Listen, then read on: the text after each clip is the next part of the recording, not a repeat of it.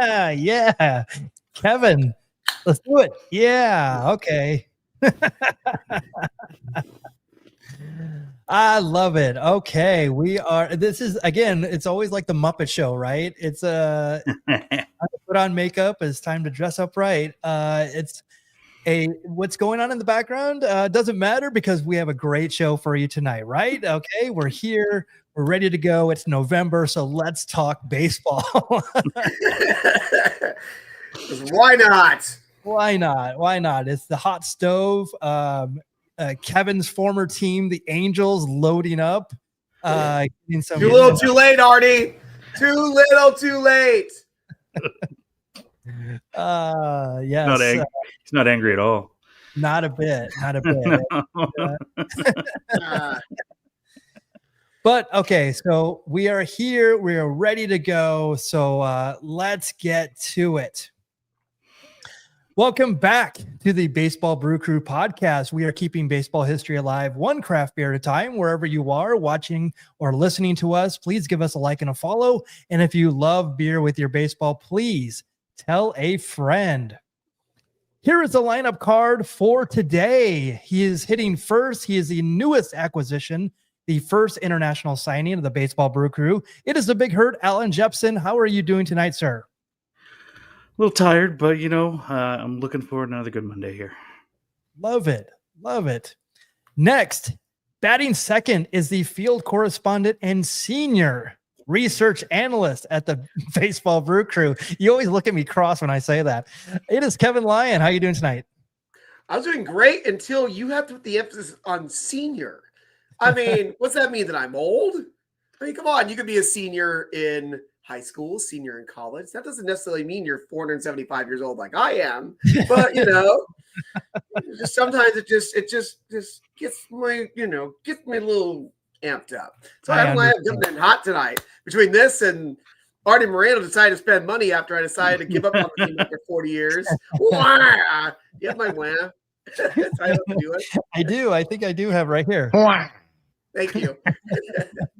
Anyways, the best part of my week, every Monday night, there's maybe other sports, but who cares? We like talking about baseball and craft beer. That's it. That's it. And you're 475 years young. Oh, yes. Thank you. George Collin would be very offended by that. That's true. You're young. No, we're not. We're old. Sorry. Our three-hole batter is unfortunately not with us tonight. The Goodwill Ambassador, the Sultan of Swig, Cowboy Jack Durango will be with us hopefully next week. And definitely, hopefully, in 2 weeks when we have our Diamond Icons. But unfortunately, will not be here tonight. My name is Michael Mondragon, your humble host tonight for tonight's festivities. Before I get into it, I wanted to see what everyone's wearing tonight. So I'll start with you, Kevin. What do you got? I always see the one time I'm not prepared. You usually forget me. I just grabbed this hat. This is a Toledo Mud Hens hat that I got on my. I think it was the day. Oh no, it was my birthday. My birthday in 2 years ago in 2022 when I turned. How old did I say I was now? 473. So okay, thank you. My 473rd birthday. Sure, who's counting? Like I usually say, you're gonna have to cut up in me, pull out the rings. It's like aging a tree, if you got how old I really am. And the shirt is Cerveza Baseball, and I was trying to figure out which team that is. I was trying to think if it was the one you gave me from the Arkansas team, but I can't remember if that's it or not. It is the Arkansas Travelers. Yes. I don't remember what the variation was. I don't remember either. Yes. I don't have my Spanish and I don't know which one it is, so I can't roll my eyes.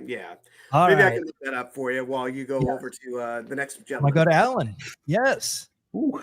Got myself a new hat and a new shirt here. Arizona Fall League, courtesy of one Michael Mondragon. Thank you very much. It's a Peoria Javelinas, which they encompass, I believe. I know they encompass the Mariners, so that's all that matters to me. And then this pretty awesome Arizona Fall League hoodie. And when you told me the cost of things down there, I was like, you got to jump at it. So It's fantastic. Thank you very much. And you said that the hat is actually fitted, so you think that it's possibly one of the players. So, They sold yeah, hats. so they don't really make USA made hats too much anymore unless they're on field hats. And when I put it on, it felt a little different to me. So I looked inside and it said made in the USA. So it could have been one that was potentially allotted for one of the players that just was overstock. But either way, good win. Love it. Absolutely. Love it. You know And what I love that your means, background, Michael? too. Michael, please let me do my pun. You know what that means? It's What's that? American made. He's just a common man. We're Love gonna mix it. up Love our it. name. I didn't get the cowbell. If you're the cowboy, then you can say he's a common man. I'm talking about Hulk Hogan in the WCW, brother. That's it. That's it. And I'm going with the Scottsdale Saguaros, also from the Arizona Fall League. And I got my baseballism blueprint. This would I love it in black, but it would have been awesome if it actually would have came in blue. So right, like the blueprint. Yeah, it should have been in navy. They should have definitely done it in navy. I totally agree. That's maybe I should suggest that to them. That's a pretty good suggestion. Okay, so as tradition, we always bring a new and unique craft beer to review and enjoy. So what are you drinking tonight? If you're watching us in the chat live, or if you're watching on replay, let us know what you're drinking tonight while you're watching. Allan, I'm going to let you go first. I called a little bit of an audible, but I got the Orange Peng of the Naughty Nice pack from Parallel 49. I went with a double play as well and went with the Naughty side, which is Snaggelos there, which is some pretty awesome art. Yes. So yeah, the first one's a chocolate double at 6.9%. It's strong beer with orange extract. This one's very good. And then the other one is a spiced oatmeal stout at 5.5%, which I thought was incredibly low for a stout. So yeah, it's a pretty light stout, I guess you could say. So, but yeah, both from Parallel 49 in East Van. Kevin went there last year. He can attest to the massive selection that they have, and it's just insane. Hey, Michael, you got to come up here. I got to take you. Yes, and this has actually been on the show before. You had the Tukes of Hazzard. You gave that, he gave that to me, the Tukes of Hazzard. They also have a beer called Trash Panda. Am I correct? Yeah, a hazy pale, which is one of my top beers out there. It's just it's very light for a hazy and easy drinking. Like you could throw back a few and not even be worried about it. So Allan, what entails what is naughty or nice in that pack? Is it well, it was 2 and 2. So there was the nice one side, which was the Orange Peng, and then there was Little Elf, which got drank last night. And then on the other side there is Snaggelos and a reindeer one that's called Slayer.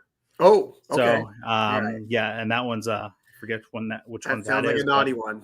That sounds naughty.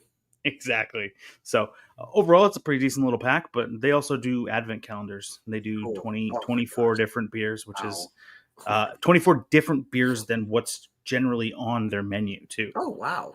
So it's crazy. Idea. That's a great idea. Cool. Yeah.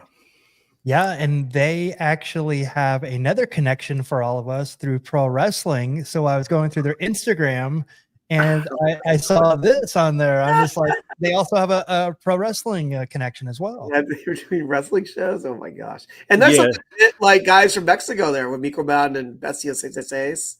You know. Yeah, they do. They sponsor a couple of the shows there this year, usually around Cinco de Mayo. But I haven't had a chance to make it out just because I'm usually away those weekends. But I mean, now that I'm not wrestling, might have more time. Yeah, looks like it'd be pretty fun. I mean, there's some pretty good names on there. So hey, it doesn't matter if they're going to want to actually work. You never know. Yeah, exactly. Yes, definitely. All right, Kevin, you were up next.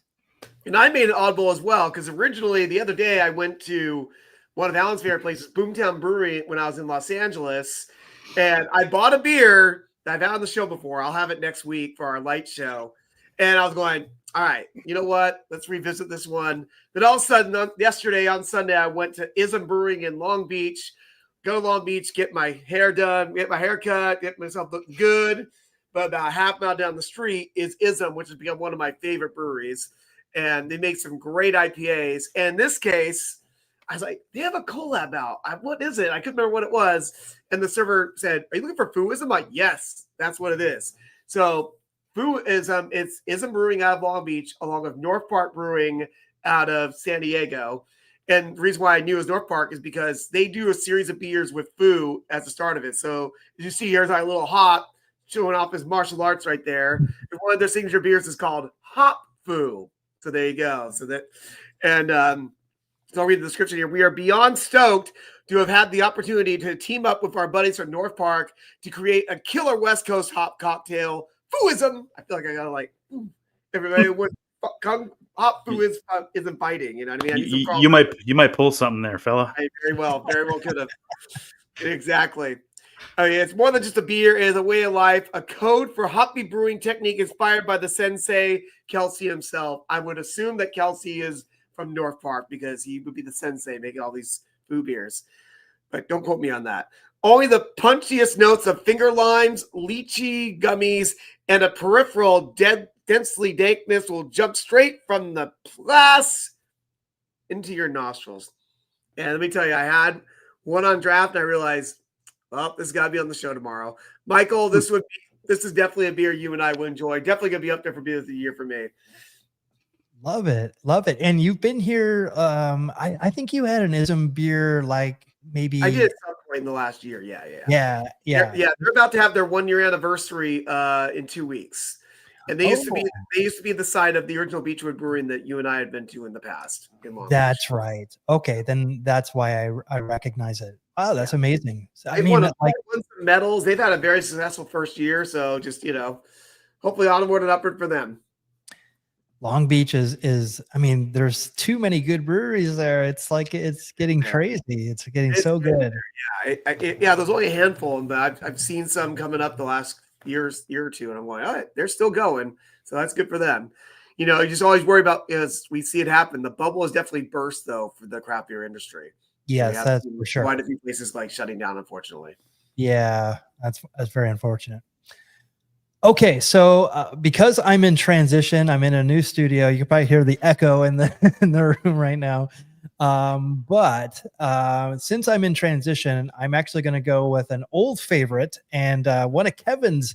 It's actually his second home. It's much like Ted DiBiase, where he used to be billed from wherever he was, and then it would be from his winter residence in the Netherlands Antilles. Yeah, exactly. Yes, it's Radiant Beer Company, of course. The Speed of Now Fresh Hop IPA, and it is 6.5 ABV. This absolutely singular brew brings in huge grapefruit aromatics with notes of nectarine, gummy melon candies, Tangelo, which I don't know what it is. I actually wanted to look this up, and fresh cut grass. Amidst its medium bitterness, you'll find a subtle malt background contributed with wheat and a lighter bodied, easy drinking flavor exposition. Enjoy at your own speed. This is a prototypical Radiant beer. We're huge fans of Radiant Beer Company. We make no bones about it. Yeah, we're not biased because they are friends of the show. But, we're not biased. We like them for a reason because they've made great stuff over the years. Yeah, and this is just filled with so much good hops, strata hops, and then they also had some hops from some other breweries in Oregon, and it's just outstanding. If you are anywhere in the Orange County area, make it a point to get to Radiant Beer Company. Good people. Say hi to me because I'll be there, I'm sure. Yes, you'll be somewhere lurking around. That is for sure. You were lurking. Oh man, you're always. And actually, you actually haven't been there in quite a while from some of the things. Yes, you probably go once a week at least, right? Yeah, so I try to do once a week because I know I was there somewhat in the last like week to 10 days. And Yeah. I was hoping to get over there because they had like 4 new beers that just came out over the weekend. So I was like, Yeah. I gotta get over there, and I just hadn't had a chance to yet. Maybe Yeah, after the show. Windsor Brown is the other place that I see you at. I go there all the time. Yep. Yeah, that's almost a weekly stop. So if you're ever, that's like about a mile east of me, and then wait is about 3/4 miles west of me. So there you go. Yeah. Now I can find a place a mile north and a mile south, and I'll be good to go, Jack. I'm like, never eat shredded wheat. You gotta remember your directions. Exactly. That, I love it. I love it. That's the way I learned it too, actually. All right. So live December 9th. So mark your calendars. We celebrate the 4th annual Diamond Icon Award ceremony. We have whittled it down to 18 incredibly unique baseball personalities. We're going to put them into a pool. We're going to mix them up, and then we're going to have a sudden death playoff where we actually have to choose a bit of a Sophie's choice, if you will. And we're going to select 3 new members of this the 2024 class. We actually have 3 managers, which are Billy Martin, Earl Weaver, and Tommy Lasorda. We have 3 non-players, even though one of them is technically a player, only one at bat though. Morgana, the San Diego Chicken, and Eddie Goodell. Yeah. And I would contest a walk is not considered an at bat. There you go. Say an appearance. All right. That's okay. Perfect. We have 3 legends, Dick Allan, Kurt Flood, and Bullet Rogan. We have 3 pitchers, Raleigh Fingers, Rick Rushell, and David Wells. 3 infielders, Ozzie Smith, Robin Ventura, and Wade Boggs. And 3 outfielders, Ichiro Suzuki, Ricky Henderson, and Dave Winfield. Oh, yeah. So these are the Diamond Icon nominees. But of course, there are some people who almost got a cup of coffee as a Diamond Icon, but didn't quite make it. Some morning track power with these candidates. So let's go through them. Unfortunately, we will not have 3 of them with colorful commentary from Cowboy Jack Durango, but we are going to give him an opportunity to talk about these players right here. And you might notice a little bit of similarity in something about this player. Dick Pole, Johnny Dickshot, and Pete Lecoq.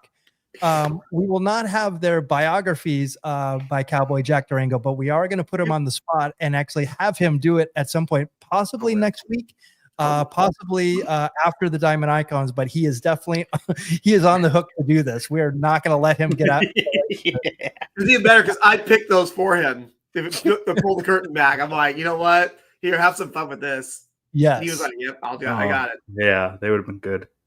But we actually have 3 members apiece that we're going to talk about. And I'm going to start with Kevin. Kevin, I'm going to give it to you for Urban Shocker. I never even heard this gentleman, but let me tell you something. It's time to shock the Baseball Brew Crew Bruniverse, not with the Shock Master, not the Shocker from the horror film, if you ever saw that in the 80s, and not the Mio Piacentas Guapo Shocker from Lucha Libre. He's not an urban legend either. He's Urban Shocker. Now, his name by birth was Urbain Jacques Chakor, Shokker, or I'm sorry, O-R, Chakor. I don't know. I mean, I don't know if I'm pronouncing that right, but let's just make it sound good. So he was actually a catcher and a pitcher coming up the ranks. But let me tell you the interesting story about how he became a pitcher.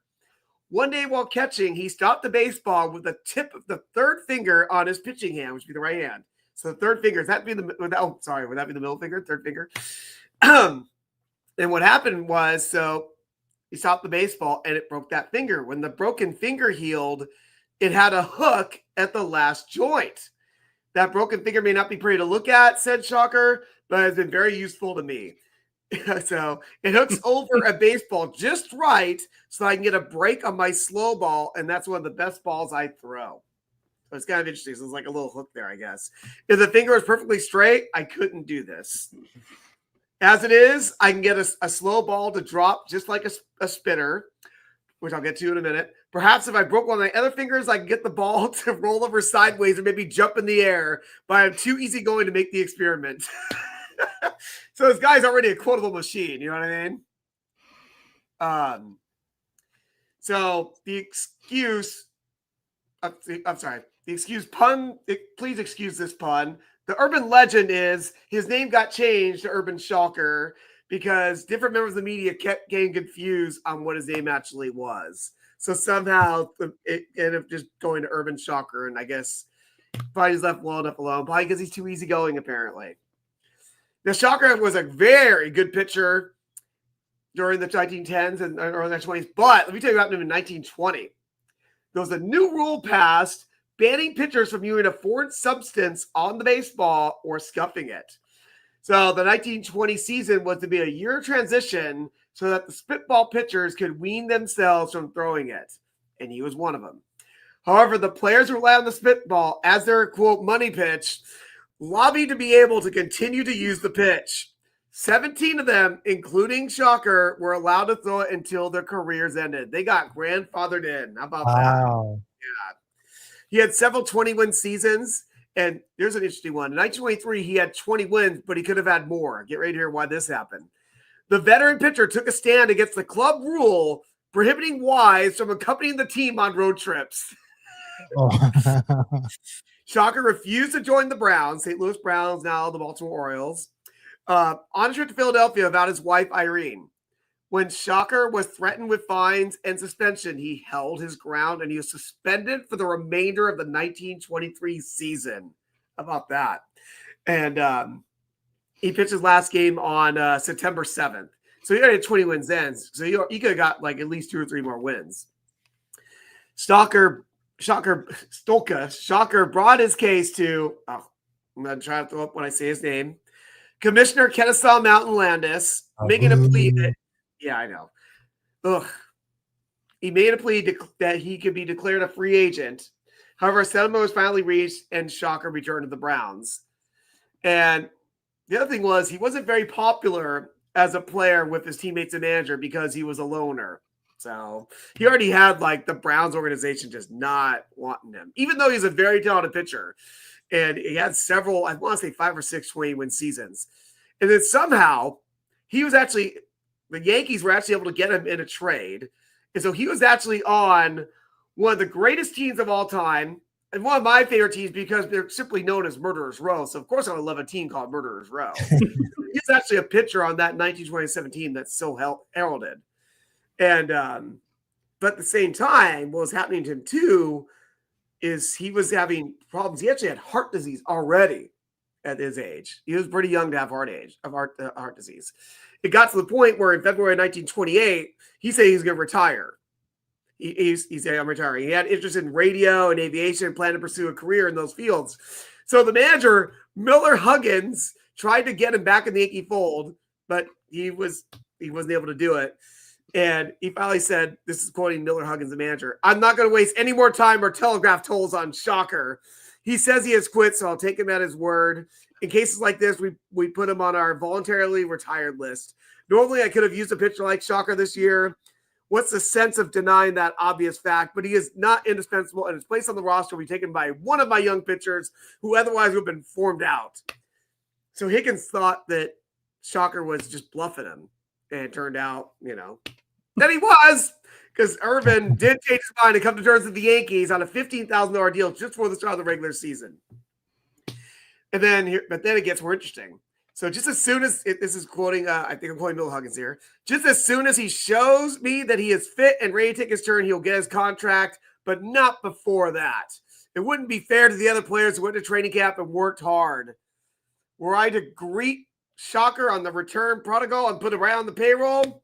No.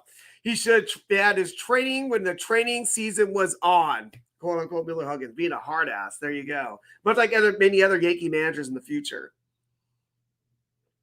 So something was obviously going on because check this out. So he's already dealing with the heart disease, Shocker, and a wrist injury to the point where he was down to 115 pounds. Oh my God.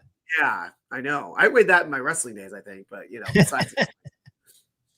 And then he was waiting to be reinstated during all this. He was reinstated by the commissioner's office, and until he got into shape. He actually got back on Memorial Day. He got back. He pitched one game, 2 innings of scoreless relief, and then not long after that, during batting practice at Comiskey Park, he just collapsed. And like all of a sudden, so obviously he's trying to kayfabe his injuries, and unfortunately, it got to the point where he got released in July, and I do like. I'm going to do one more Bill Huggins quote. He's essentially a spring pitcher, and once behind his work, he could not catch up. I wish him lots of luck. I should have done that voice, not Bill Huggins, because I'm sure that's exactly what he sounds like. So Shocker, not deterred, tried to go to Denver to revive his career and to get medical attention for his heart. He pitched briefly, and then and all of a sudden he got admitted to the hospital, and he passed away from a combination of pneumonia and heart disease in 1928 in September, unfortunately. And but what happened was, I guess he actually was in St. Louis when he passed away, and the Yankees happened to be in town at the time of his funeral. Oh, I'm sorry, they had the funeral in St. Louis, and luckily the Yankees were in town, so over 1,000 mourners attended the service, and several of his Yankee teammates, including Lou Gehrig, were pallbearers for his funeral. I kind of like that. It was a little late. Yeah. But definitely a couple interesting stories there of Urban Shocker. Not just a fun name. Very cool. Yeah. And unfortunately, I mean, he still may be in our Diamond Icons at some point, but did not make the cut this time. Yep. Hello to Adam out there. Hello. Hello. And actually, he's at Disneyland. And of course, I'm clicking on it, and his things that are not going up there. So let's just move on. Oh, hello. There we go. Finally. He's like a mile and a half from me. Come to Radiant. Well, I think they close at 9. So I don't know. I think he should hang out at Disney and have a good time. There you go. All right. Allan, you are up with Boog Powell. Boog Powell. John Wesley Powell, nicknamed Boog, was born in Lakeland, Florida. He was given the nickname as a kid because his father, in the South, they would call little kids who were often getting into mischief buggers, and his dad shortened it to Boog. Most people have no idea Boog was one of the best players in the world for a 5-year stretch. He won MVP in 1970 and finished top 3 2 other years. In 1969, he hit 304, 37 home runs, 121 RBIs. The next year was 297, 35, 114. The Orioles went to the World Series 4 times during his prime, winning it twice. Very impressive. Boog tells a story when he used to play left field in his younger days. Beyond the fence in the outfield, they were cooking beef.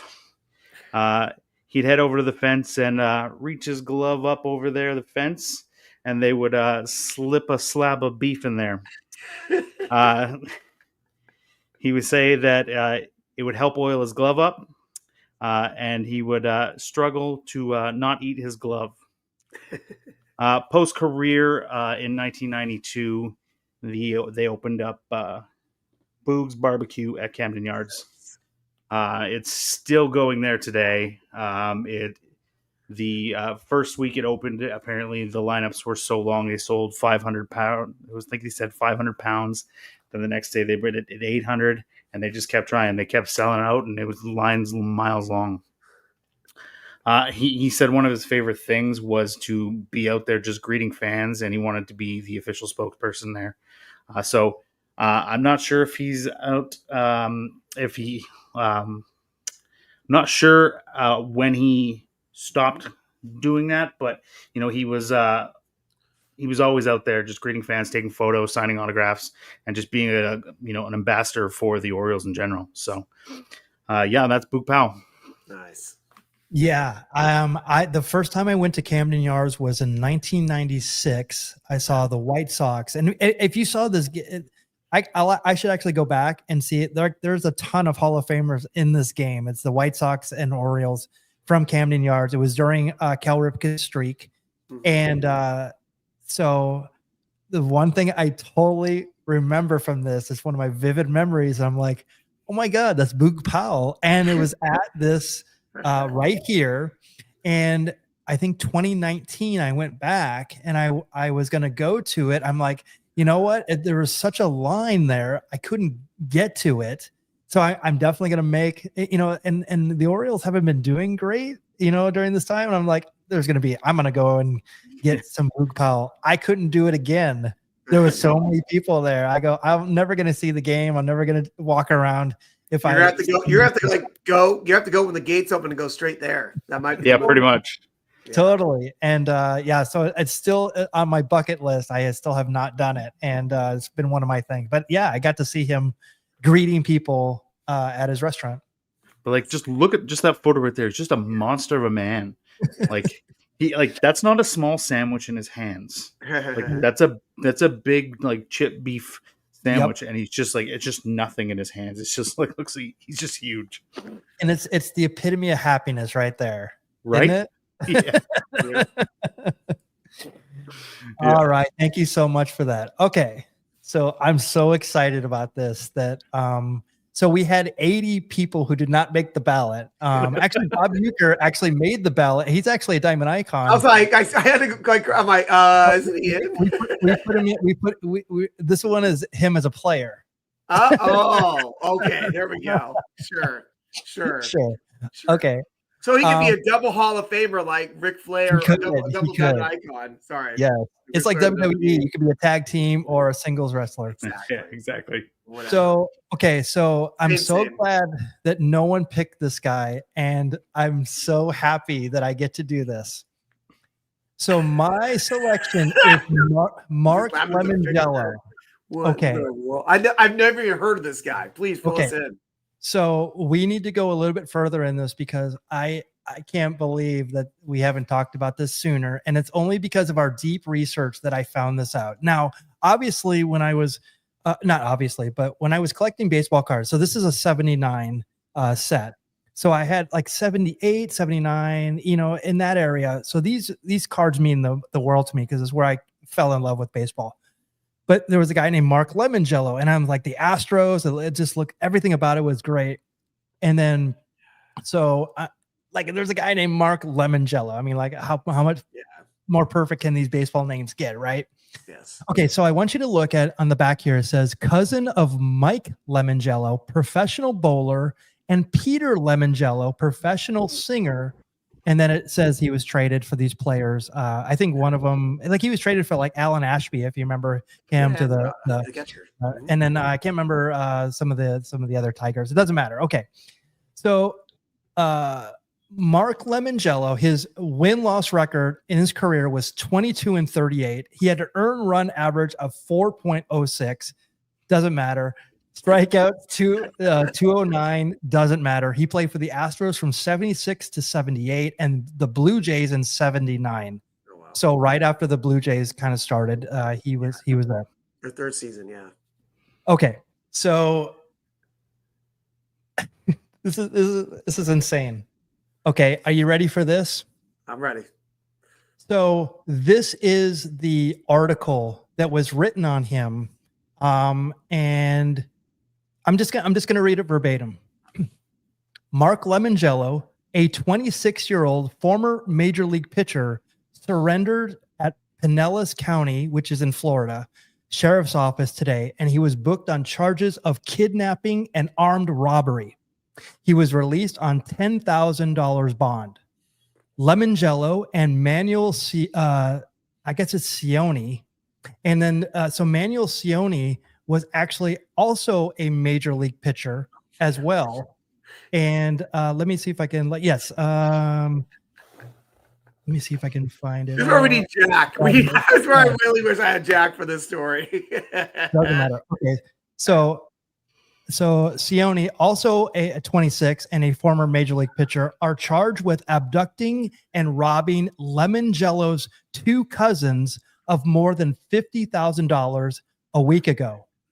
Cioni surrendered earlier in the week and is out on $10,000 bond.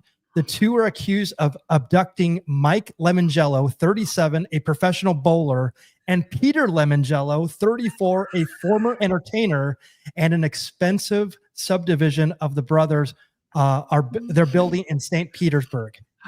So like, how mind-blowing is it? We look at these back of these cards all the time, and then this guy wound up kidnapping both of the people on the back of his card.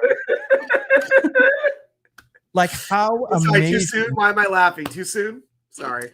It is absolutely outstanding that this happened. And it Not even for the brothers. it's even better because I went back and looked at some of his baseball stuff. Yes. And I guess that he was like, okay, we talk about people like there's Niger Morgan, like he would have meltdowns on the field.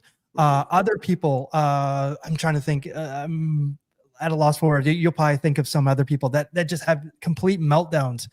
This guy would have complete meltdowns. There's actually a YouTube footage of him, which we'll show later, of him literally he throws ball four to someone and walks him and like goes after the umpire and then he gets thrown out of the game on a ball four that loads the bases. He goes off and he like loses his mind in the dugout and just puts double birds up like fully like and the cameras are just like it's insane. It's the craziest meltdown ever. And I guess that he used to do this all the time when he was taken out, to the point that he actually was, this is why his career ended, because he'd have meltdowns like every single start. Like he was absolutely crazy. And I found out that adds up. Yeah.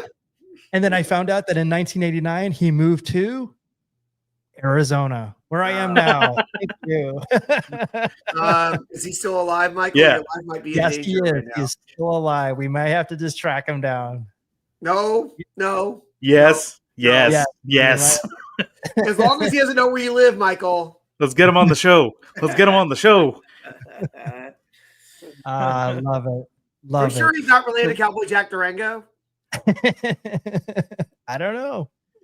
It could be. But I Mark Lemongello, almost that far.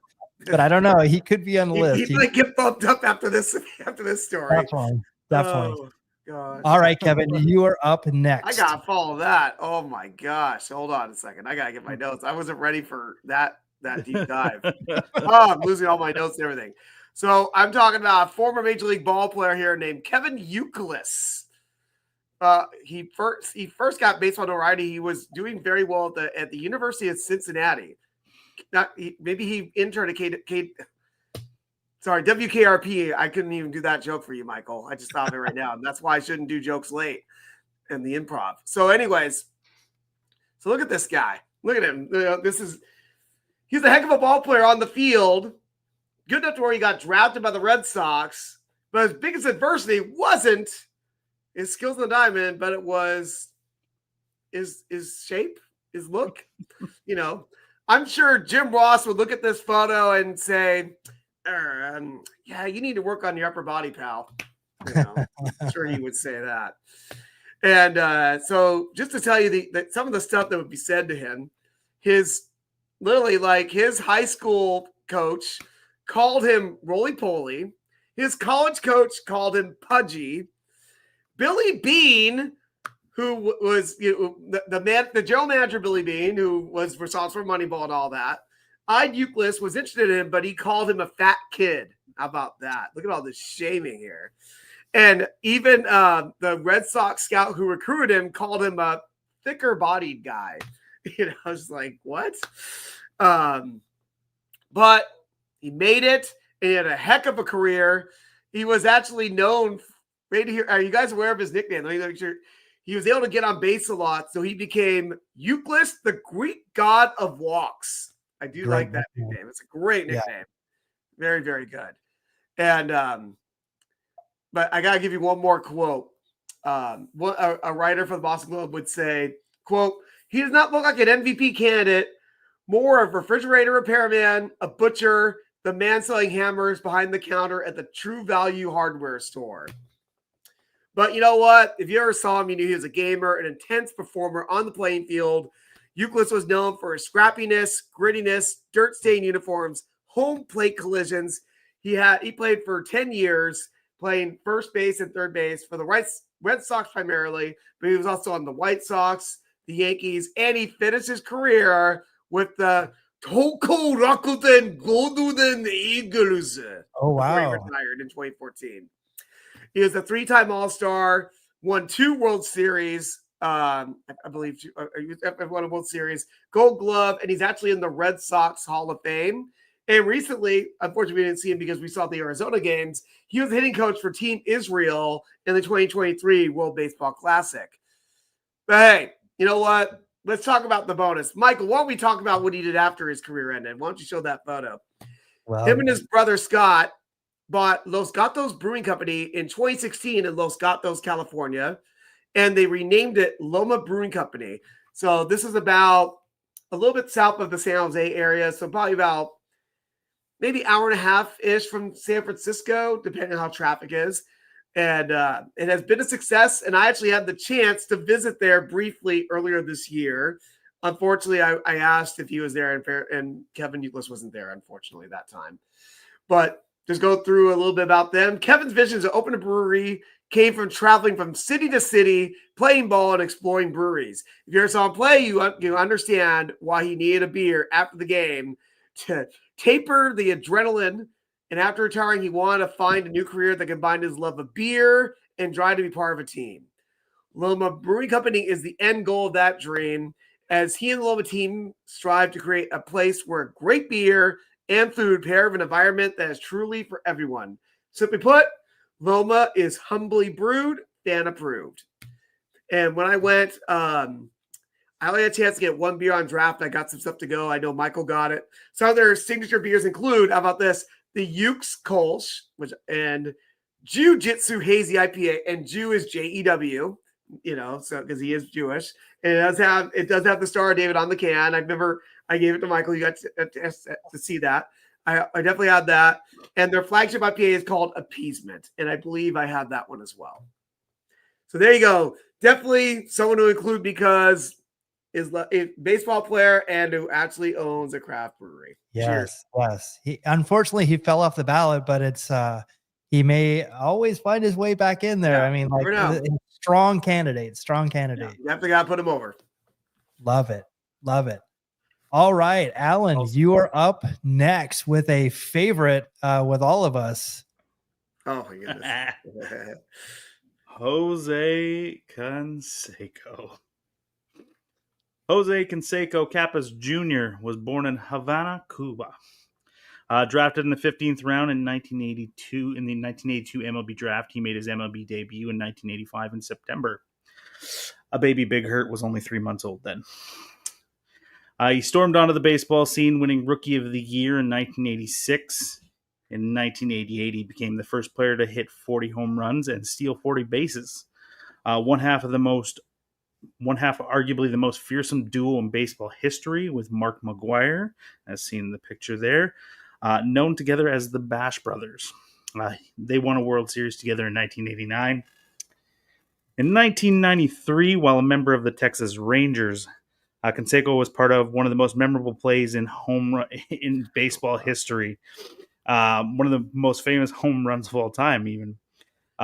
Carlos Martinez of the Cleveland Indians hit a ball to right field where Jose misplayed the ball, and it bounced off his head and over the wall for a home run. That shows up on misplays of every year. Oh, yeah. It's fantastic, and it couldn't happen to a better person.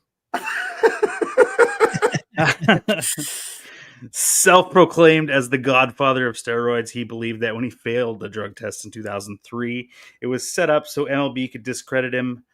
He openly admitted to using steroids throughout his career and went on to write 2 books about it. Calling out members of Major League Baseball. I met Jose Canseco at a slow pitch softball showcase, which he got very much into after playing. He was basically hitting home runs about 600 feet with a slow pitch bat. It was insane to see. It was over houses, and it was very entertaining. I managed to get him to sign both books that day, which was pretty awesome. Post-baseball career, Jose dabbled in combat sports. He was a part of celebrity boxing where he would go 1-1-1. In 2008, he decided to try and step into the MMA world, where he got absolutely pummeled and submitted his only match by punches. These days, you can find Jose Canseco constantly calling out at Alex Rodriguez on X, looking for a fist fight or what have you. Jose Canseco, you are a lunatic. And maybe a future diamond icon. Oh, good. So during his, Allan, do you know this? So during his MMA days that he was doing all that stuff, getting into all the training. So about 10 o'clock at night, I was living in Encino, California at the time, and we had just started Pro Wrestling Guerrilla. And so 10 o'clock was the only time I could get to the gym, and it was open until 11. It was a place called Bodies in Motion in Encino. Isn't that wait? Hold on! Isn't that an ESPN like show from back in the day? Wasn't that one of those morning exercise shows with Julan? It does sound like that. But then, okay, so there's this room, and then Canseco and Ozzy Canseco was there one time. And I remember it being either it had to be a Monday night because Nitro and Raw were on at the same time. So him and everybody, they're all watching wrestling. They're all going blah, blah, blah. And I almost got Jose Canseco to come to a PWG show during this mixed martial art time. And so I just chatted him up, and he was super into it. And it was exactly when Juiced came out. It was, so the book was hadn't even been out yet. It was ready to come out. And he's like, yeah, I got some stuff coming up. And I remember Frankie Kazarian, who was the champion at that time. I told him the story. I said, like, I think I might have Jose Canseco coming to a show. And he goes, I'll drop the title to him. So it almost happened, but it was during those times. So and then we had Jose on one of our anniversary shows too. So, and he has no recollection of any of it, of course. Of course not. He's like, I think as of last week, he's still calling out Alex Rodriguez. Oh yeah, that's never gonna end. They did like a charity game at the Oakland Coliseum after the season was there, and there was a home run derby involved, and he's just like, Alex, you better be there. If not, you're a. And he was just calling him names, and I'm just like, actually, I just rejoined X. I should probably go give him a follow. Yeah, you absolutely should.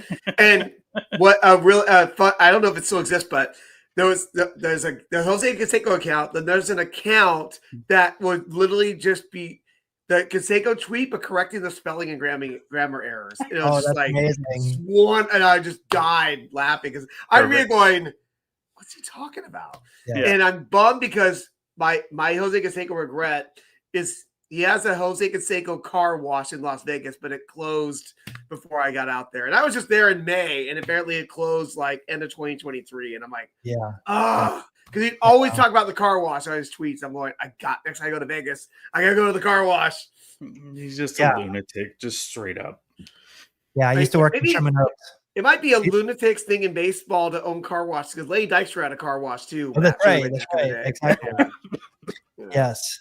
Or it could be a money laundering as well. So who knows? I didn't say that. I used to see him all the time at Sherman Oaks as well, like going to the movies and stuff like that. And he'd be all dressed up like literally like almost like 80s, like with the chain, like that outfit there in the picture. 100%. That's 100%. That's what he. By the way, Michael Mondragon, I do appreciate you put a pitcher as one of his positions. Thank you very much for doing that. Thank you. You're the only person that picked up on that. I saw that. I laughed and going, I gotta put that over at some point.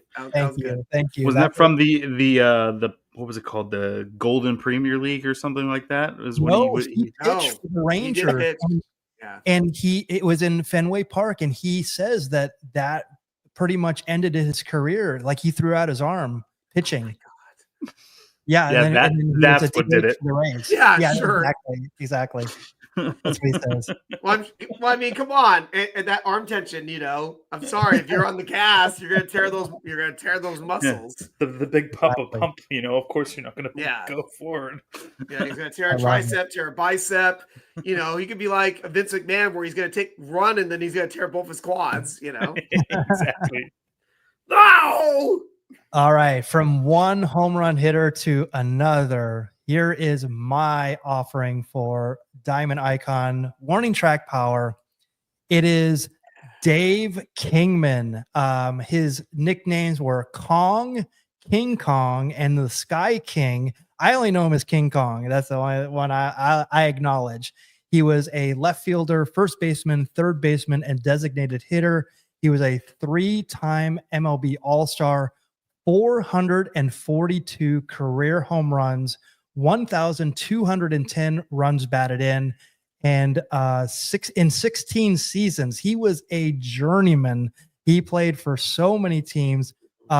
He averaged a home run for every 15 at bats, tied for 4th best all time. And I joke that like Joey Gallo is like the modern Dave Kingman. Adam Dunn. I mean, who else? It's like Adam Dunn is probably more accurate. But like Dunn. King Kong Kingman used to. I mean, he was. I mean, I used to think that he was like everything back then. He was like our era's. Well, Kevin, like what era would you say? You were more 80s, so it's like I for the 70s. Like he was one of those players that was like always hitting home runs. He was 6'6", power hitter, led the National League twice in home runs. And then, I mean, if you look up on YouTube, like some of the ones that he hit out, like he just crushed. Yeah. He hit one that was measured over 530 feet. His downfall was strikeout. So yeah, he was perfect for today. Nothing. As I'm saying, he is Adam Dunn or he is Joey Gallo. It's all or nothing. He is perfect for today's game, is what you're 100%. saying. Absolutely. Yes. He beat Kyle Schwarber. Right, exactly. 1,816 strikeouts, Wow. fourth highest total in Major League Baseball history at the time of his retirement. He's actually was like voted for most valuable player in 72, 75, 76, and 79. Once in 84. And then he is 16th all time on the home run list, 4th all time grand slam with 16, tied with Hank Aaron and Babe Ruth. But Allan, you just had Jose Canseco. Well, guess who played with him in 1986? Yes. Learned his craft from the King Kong. And I didn't know this until I did the research. I wasn't even aware of that they played together. Yeah, because that's Jose's rookie season is 86. I think he won. I think Jose did win Rookie of the Year in 86. I think he edged out Wally Joyner. There you go. I have to hashtag do the research on that, but there you go. So Dave King Kong Kingman. Yes. Almost that close. But next, Kevin, you have one more comment. Yes. I see that he's like the wristbands because I'm a big gear guy.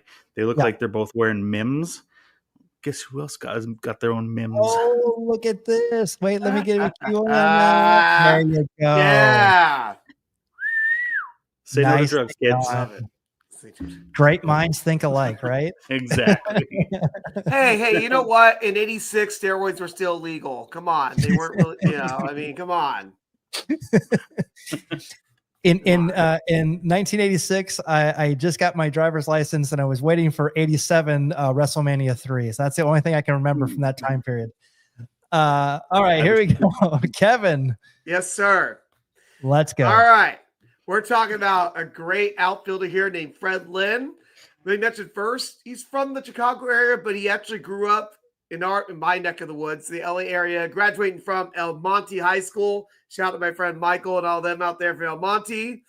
So the Yankees drafted him in the 3rd round when he graduated from high school, but he refused the Prince stripes. He instead went to USC. And check this out. While he was there, won 3 straight College World Series. Check that out. That's pretty freaking impressive in itself. A little bit of time in the minor leagues, but he set baseball on fire. His rookie year in 1975, he helped the Red Sox make the World Series. He won the Gold Glove and finished 2nd in the American League for the batting title. And that's one of the most famous World Series of all time. It's the one against the Cincinnati Reds. Reds won 7 games. It has the famous Carlton Fisk home run in Game 6. But let me tell you what this guy did. at the end of the 1975 season, he is the first player ever to not only win the Rookie of the Year, but won the MVP. That's the first time that ever happened. It's happened one other time since then. And let me say, it's a Diamond Icon nominee. Any guesses? I figured you know, Allan. Tell me what it is. Number 51, Ichiro Suzuki. Future Hall of Famer. Yeah, there you go. So after his time with the Red Sox, he joined the Angels and was part of the team that made me fall in love with baseball. You know, go ahead and go to that photo, Michael. I mean, at least do you have my Angels photo ready? The photo. Yes. Yeah. Thank you. Good. This right here is the team that made me fall in love with baseball. You have Fred Lynn on the far left there. You have Don Baylor, Reggie Jackson. Luckily, he doesn't have a gun in his hand to shoot the queen, and then Rod Carew. So you have 4 like amazing players, and so this was part of the 1982 Angels team, which shocking. The Angels broke my heart as a kid.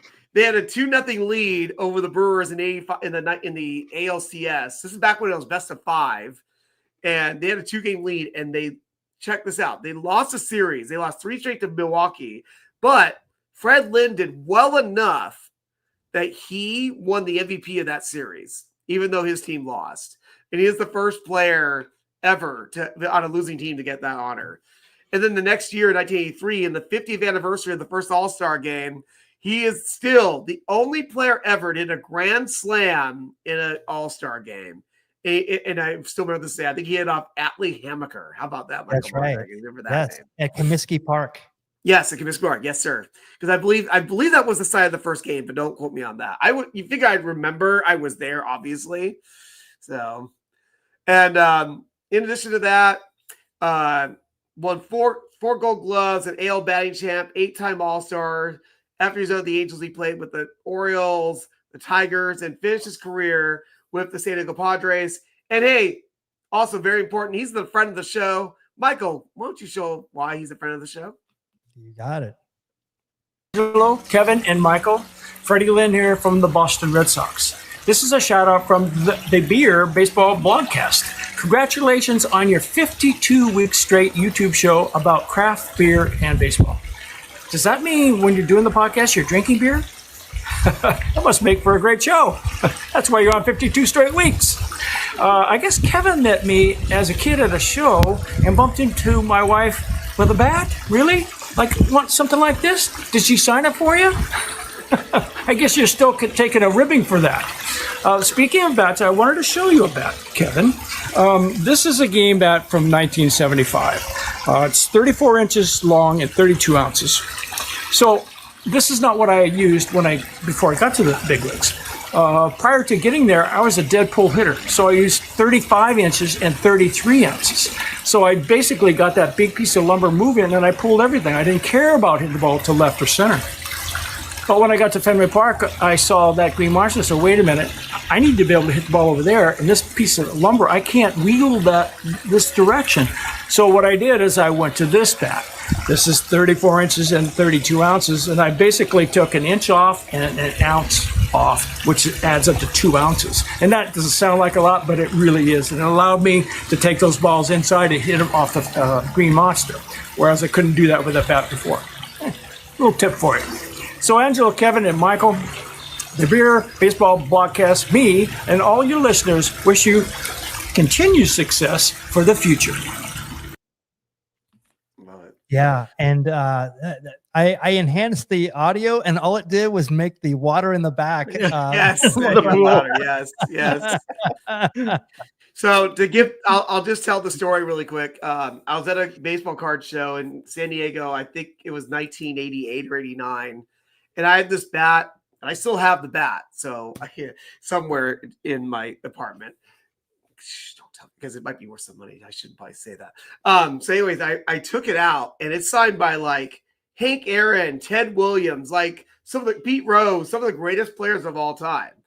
And so I put it on the table, and I'm next in line, and I hear as I'm picking up the bat to give it to Fred, I hear his wife saying, "Oh, who signed that bat?" As I'm picking it up, and literally the bottom of not the top of that, but more the bottom part where you hold it, hits her in the forehead. It's hard enough to where it sounds like a ball hit the bat. You're the kunk.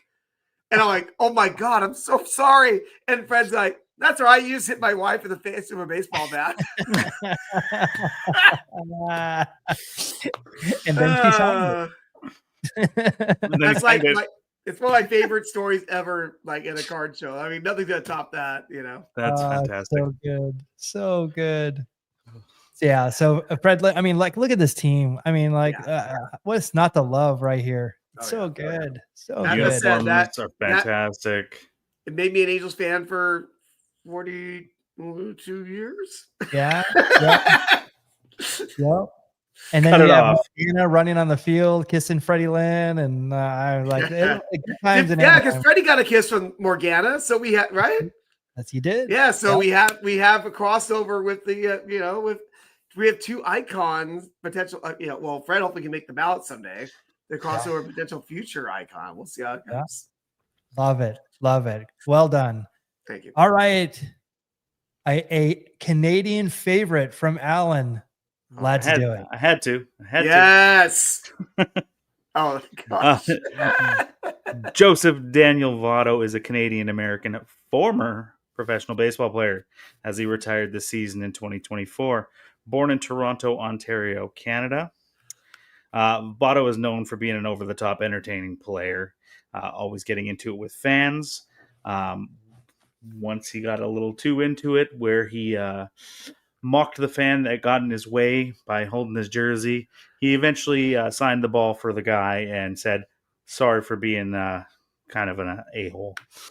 Votto once went 10 seasons without popping up to first base, which as a lefty, that's absurd. A teammate once told a story about how Joey Votto loves to mop. Teammates would try and convince him to start an Instagram account of just him mopping named Joey Moppo. He would often send teammates videos of him mopping while listening to Kendrick Lamar. Votto had the dream of riding off into the sunset this past season while doing so while playing for his Toronto Blue Jays, his hometown Toronto Blue Jays. In spring training, Joey Votto hit a home run in the first at-bat and the first pitch he saw. But after the first inning, he stepped on a bat in the dugout and rolled his ankle. Votto said, it hurt like the dickens. After recovering from his injury, Joey was sent to Buffalo to play for AAA Bisons. August 21st, he decided to call it quits on the way to the ballpark. He said he was done and retired from the game, cutting his storybook ending short. He won an MVP in 2010. He was a 6-time All-Star, 1-time Gold Glove. He had over 2,000 hits. Is he a Hall of Famer, or as someone dubbed him once, is he Hall of Very Good? Mm-hmm. He is definitely a potential future diamond icon. He is an entertaining player and a Canadian icon. So, Joey Votto. Cheers. Oh. And I'm sure a future Canadian Baseball Hall of Famer, to say the least. Oh, for sure. First ballot. You want to see Ichiro get inducted, but maybe that's when Joey Votto goes in the Canadian Baseball Hall of Fame. That might be your time to go to there. That'd be a good call. I mean, there's definite arguments for him to get there. Obviously the MVP. He never won a World Series, which is unfortunate. He had 2,000 hits. He won a couple batting titles, I believe. Yeah. I think so. He was always, what they would say about him is in the off season, we'd always come back with some sort of new obsession. Whether that would be cars, where he'd come into the next season and he would just be obsessed and know everything about cars. He once became obsessed with chess one offseason and convinced all his teammates to start playing on an app. But little did they know, when they started to try and play him, he was already way too advanced for them to even be in his category. So he convinced all these people to come play chess with him, but he couldn't actually play with them because he was too far ahead. And he's just very eccentric. And I'm bummed that he never got the chance to play in Toronto, at least. especially after they got rid of Danny Burgers there in the back half of the season. I figured he was the perfect chance, but he just decided one day in his Uber on the way to the ballpark, he was done. So he just was like, I don't want to play anymore, and he called it quits. So, yeah. Hey, you know what? We've seen it many times in wrestling. People don't know when to walk away, and he just saw it, and like, good for him to be able to realize, like, nope, I'm done, walk away. And I'm sure he's fine financially, and hopefully he's healthy. Yeah. I mean, he'll probably find a place inside the game there as a hitting coach or something, just because of the way he would break down pitchers and everything else. Mm-hmm. He once had a guy at first base. I forget who it was, but like didn't acknowledge him. Guy got to first base late in the count, maybe an out or two had passed, and just out of nowhere he goes, "You're an engineer, right?" yeah, I'm an engineer. He goes, "Why don't you ever use that engineering to break down pitchers and your batting?" And the guy's like, "What?" And it just broke the guy's mind. And he's like, "Why don't I use that to my advantage?" And that's just Joey Votto. That's just who he was. I was hoping while this was happening, he got picked off at first base. That's what I was waiting for, like to be the perfect end of that story. It would have been something like that, Yeah, his psychological warfare, Yeah, his interaction with fans was always top notch. Oh yeah, he once got ejected in the game of the first thing of a game in San Diego, when there was a little girl there that it was her first game ever, and Joey Votto was her favorite player, and so he got ejected in the first inning of the game. Oh no. He invited them back the next day, signed baseballs, took pictures with her. Like that's right, because she had a sign, right? Mm-hmm. But yeah, she had some kind of sign about that. He got ejected, and then there's video of her like crying because her hero just got ejected. And then, but like you say, just a good guy, and he invited them back and signed a bunch of stuff, took a bunch of pictures, hung out, and just a good Canadian kid. Yeah, and I think he got ejected from his very last Major League Baseball game as well. Yeah. And then I was at the game at Dodger Stadium.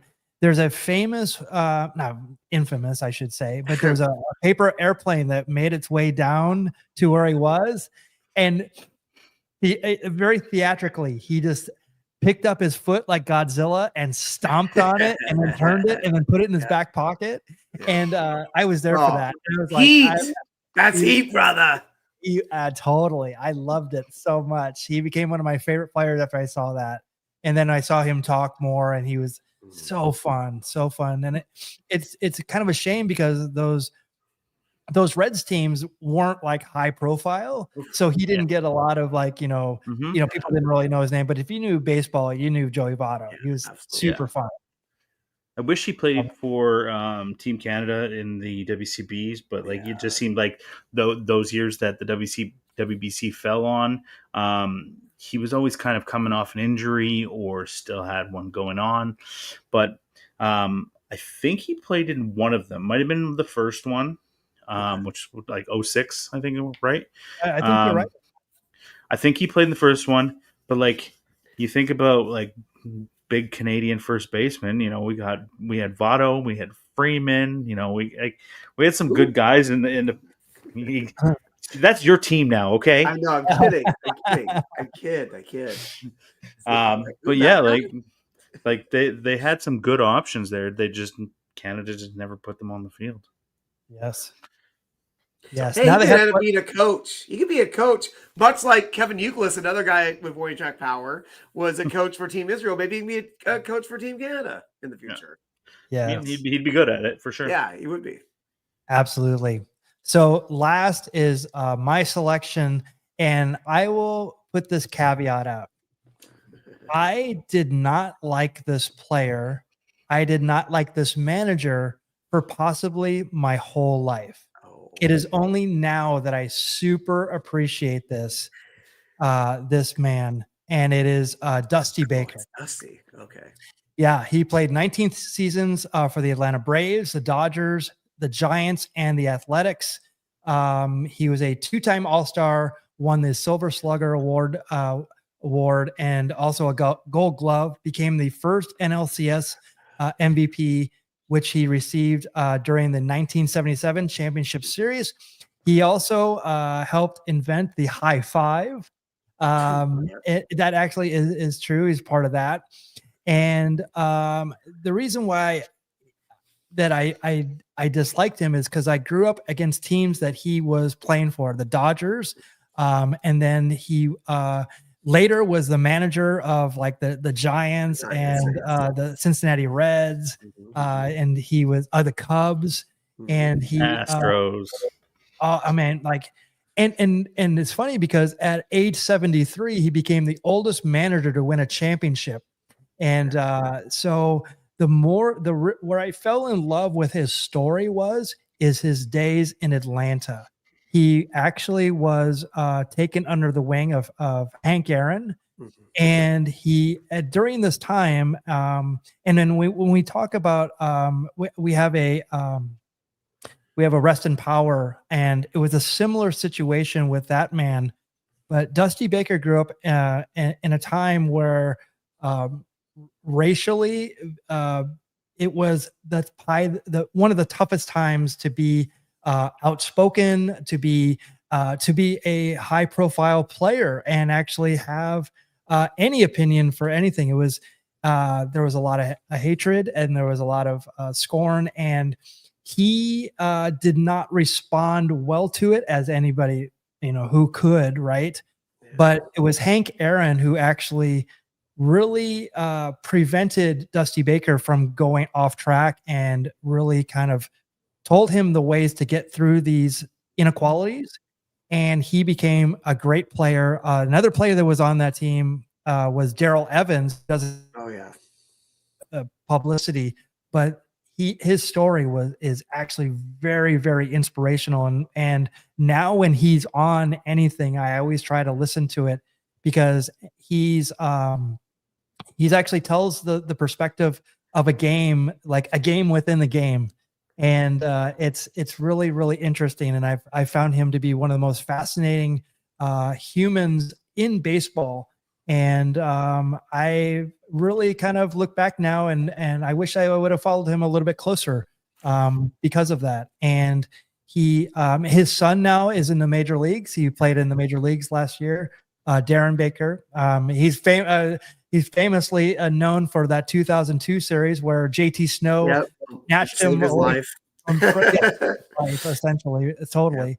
But he's now in the major league. So Dusty Baker, almost there, but hey, he could still make it on another ballot. I definitely wanted to talk about him and give him some proper props, as it were.